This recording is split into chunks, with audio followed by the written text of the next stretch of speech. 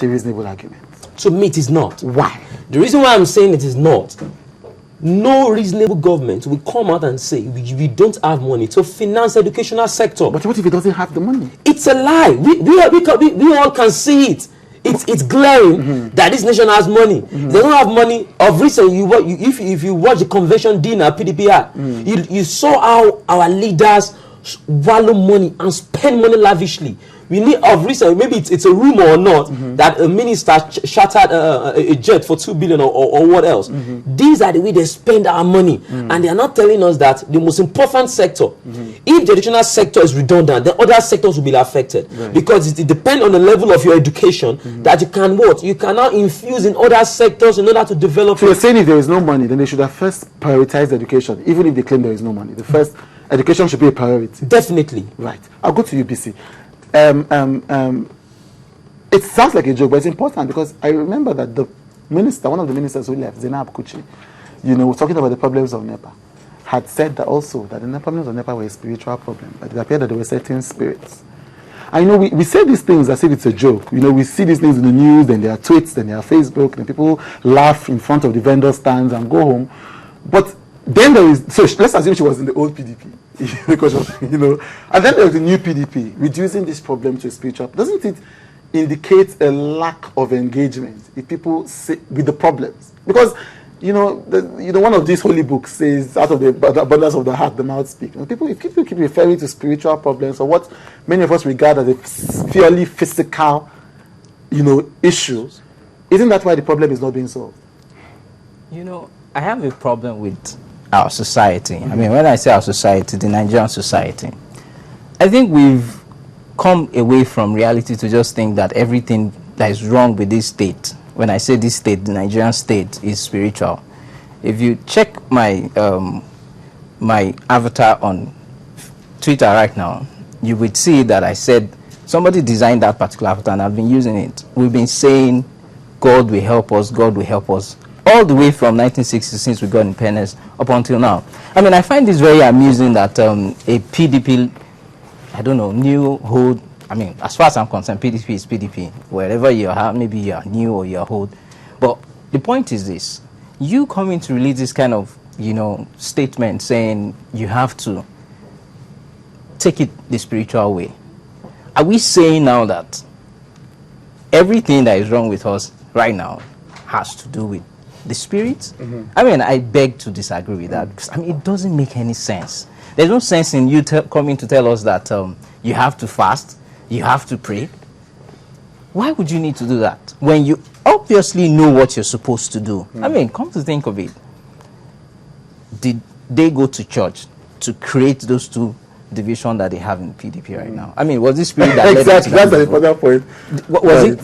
Was this spirit that led them to that level? Did they go to the mosque to say, okay, the spirit has told us, or there was a divination somewhere for us to break away from the whole PDP? Yeah. I mean, see, whatever they have in their internal party as issues, they should not bring us into it. This is a very critical moment in the history of this country, because you cannot, and I repeat, you cannot come and trivialize issues and bring religion into it. And this is one of the banes of the problems that we have in this country, where you continuously and consistently bring religion into everything. Because let's move it aside, because obviously according to both of you, it's a distraction. Yes. So back to the question I asked you.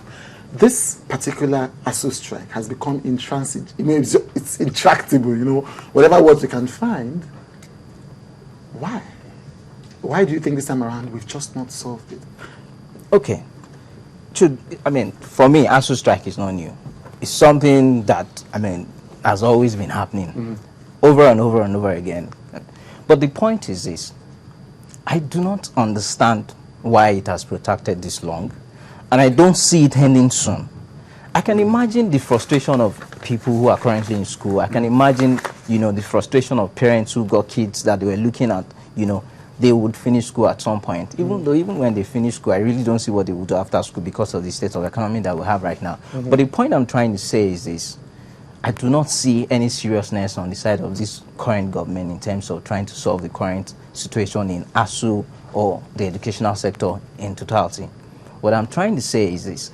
Until you start to focus on the real issues and try to deviate from it by bringing those trivial issues up will not solve it. But it's not the Goodluck Jonathan government that has brought about these trivial issues, because it appears like the Goodluck Jonathan government has been, I mean, from what I see, you see the coordinating minister of the economy who is actively involved in this process. You see, the former minister of education constantly negotiating with us. It hasn't. Have they taken it less seriously than we would expect? How seriously would we expect them to take it? Okay, so just like he commented earlier, educational system of every economy is very important. And then it is also important for us to start thinking about, why is it always here that we have this problem? I mean, I don't care which government, I don't care who is in the current situation of, the government. The government is government as far as I'm concerned. It doesn't really matter who is the current governor. So the president. So we need to start thinking of, how do we tackle this issue on the long run, that we don't have to bring ourselves to this level every time. I mean, I don't see a situation where this is not going to happen down the line, maybe 2 or 3 years again. But the point I'm trying to make here is this: the importance to which we attach to it will determine how far we can go about it and how far we can go in resolving the issues. I mean, it's not just trying to close up what is currently on ground, because the truth of it is it will still crop up again. Right. So why don't you just kill it once and for all and just move on to other things? So how do we kill it if the government says it doesn't have the money? How can a government in this country says it doesn't have money to fund education, when in their preparation for 2013, what was appropriated to subsidy alone was 971 billion? And you got... Is that not why they said they wanted to remove the subsidy in the first place? Okay, so the question is this. I'm not saying that they shouldn't remove the subsidy, but the management of that subsidy has caused a lot of troubles for us here. Right, so it's fiscally... So you're saying that so it's the management of resources... The management of our resources is the problem. It's not as if we don't have resources. I mean, if a Nigerian state says it doesn't have resources, what would you say of other countries where they don't even have a fraction of what we've got, and they're doing well? So, I mean, it's not about what we have. It's not about what we do not have. It's about managing what we have effectively and efficiently so that we can get to where we're supposed to be. So are you saying that you agree with ASU? If ASU says we're going to stay in the trenches until 500 billion naira is released, because it's been 3 months. The point is this, and it is very hard to say they should stay on strike until then. At some point, both parties will need to agree on, okay, we would agree this is how we're going to go, and then there will be there will be some sort of, like a roadmap of getting to where they're supposed to go to. Because what I've seen over the years is they will agree, okay, we will do this. Everybody goes back to their normal life, and then everybody forgets about what has happened until then again something comes up and then we go back on the streets again. This has been, the trend over the years. I can't count the number of strikes I witnessed when I was in school, or after I had left school, or before I even got in school. And again, it's always been about the same issues all over the time. Why should it continue like that? So at some point, ASU would need to come to realization that, okay, we cannot sustain this for too long. Because the truth of it is, we then ask ourselves, what exactly are you trying to achieve? That's ASU. Yes. And then what exactly is, the government trying to propose? So there has to be some sort of confluence somewhere where they would meet, and then from there they would agree on, okay, this is the way we'll go going forward. Two parties have to come to an agreement. Yeah, but the two parties, I'm going to come back to you, but the two parties can't agree because their frames of reference appear to be different. The government is saying, look, we're trying our best with the funds that we have. 500 billion naira we can't afford. We can afford 170 billion naira, and we're ready to make this available. ASU is saying, well, that's not our business. Go and find this money wherever you can find it. But once for all, we want this issue solved. Now, the common sense argument which you're trying to make is, look, we get to this point every year because the government hasn't built, successive governments, even though the Goodluck Jonathan government haven't built credibility in terms of meeting their parts of the bargain. So it makes sense that ASU should insist this time around. But then you say again that, but at some point, ASU will have to realize that this money isn't going to go. So it appears like you're saying we're just going to get stuck for a long time. Okay, there's an impasse here. Yes. And the question is, how do we get out of this deadlock? That's right? Exactly what I'm asking. So, what I'm trying to establish here is this. If government continues to say, I don't have this money, and ASU says, we can't accept anything less of what we've asked for, where do we go from here? And which is why I say, at some point, no matter how long, both parties will come to the realization that they cannot sustain this because it's not sustainable. So that realization is the first step towards the Yes. solution. Okay, so post that realization, let me come back to you.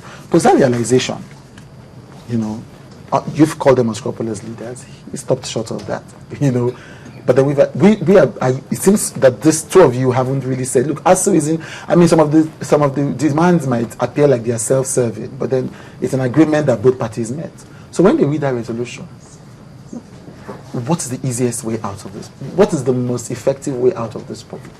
Because it doesn't appear that simply saying the government should remove money from their dinner or from this, it doesn't appear like that would be an institutional solution to this problem. What would you, if you were the Minister of Education at this point in time, what exactly? What exactly? Thank you very much. I think this solution requires a critical attention, in the sense that if I were to be, as you have said, to be the Minister of Education, number one, each ministers, whether it be lawmakers of various states at the federal level, must cut down their expenses. Even they themselves spend more higher than what even another person on the street can take. Now, if they are telling us that they don't have money, they are telling us that excuse. Let me tell you something. In this nation, we have learned people, people that go inside and get details of everything that is going on in the country, which means they might have heard a lot of things of recent, even though the federal government, they denied it. They order of about 53 gold iPhone if they really denied it. But definitely one person in the government parastatal might have ordered for such thing. So in the midst of such strike, you are still ordering for about, at least each of those gold iPhone will cost of $50,000. And they are still telling us they don't have money. To me, I see ASU's demand as being reasonable and objective.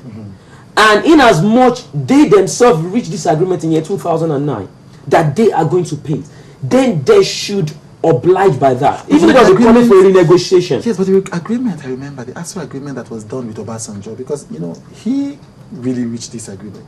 And I assume that he reached this agreement with good intention. I don't assume that he reached the agreement to punish us. But then the agreement was that this was going to be renegotiated every 3 years. So, this is, since 2009, there's been 2012. Isn't it, if it's just impossible to implement it, shouldn't it just be renegotiated and scaled down? Now, this is what ASU leaders are saying. That at least first, obliged by what you have entered into. It's an agreement. You don't go back on an agreement. And in as much the economic stand of Nigeria has not reduced, definitely everything which they have entered into must be respected. Right. And let's look at other countries, Ghana and the like, our neighboring country. At the UNESCO agreement, 26% must be given to education. Yes. But where is Nigeria? Still within the 8% ratio. And what are we talking about? Now, look at the countries in the world. Nigeria, we can see Nigeria as the best growing economy because we have all our resources working intact. But what we are getting wrong is all this money are being located in just one place. Where is that place? The government. They themselves are busy piloting the affairs of this nation into their own pocket. Definitely, if they knew that it is high time something is done to it. Today marks about 70th or 79th day. Yes. ASU will be on strike, which means that educational sector was held for heaven's sake, was held to ransom for such amount of days. The colleges of education are joining from. They are on warning strike right now. Right. What are we talking about in this nation? Why it can't? For heaven's sake, we know a lot of things that happen in the government affairs. We know a lot of things that goes on each day over there. Then why can't they find a lasting solution to ASU strike? Students are at home crying that they should please attend to us. Okay. Now, so students back this continued strike. I mean, I'm assuming you are speaking for the LASU students. I'm speaking for the entire students of Nigeria. Definitely. And they are backing ASU, is what you are saying. The ASU should continue this strike until the government access to their demands. Now, let me make it very clear. I'm very direct now. ASU shouldn't even beat an eyelid on their stand. Right. And the reason being because enough of all this incessant strike. Right. When we enter a negotiation now, after like another 3 years, we'll think of what? going to another strike that It's they have actually not. every year. Then enough, it's enough. Why can't we just end this once and for all? And let us give out a better roadmap in attending to this issue than for us keeping it. We are only extending our evil days. Right. Is either we do it now or they forget about it. Right. And in as when this strike has completed about 79 days, if ASU goes back and still yield to the demand of the government, then these days has been wasted. There's no credibility in what they are fighting for. That Nyesom Wike is the one in charge of these negotiations now, because Nyesom Wike is the Minister of State for Education, and the Minister of State's office doesn't have higher education as part of his portfolio. But then you know that Nyesom Wike is very active, very busy with rivers, with the development, of the country through River State, to put it mildly. Will he have the ability to focus on this issue? I mean, by power of his position, I would say no. But again, since he has been made the substantial acting, minister, I want to believe he would be able to, enter into negotiation with, all parties that are involved in this particular.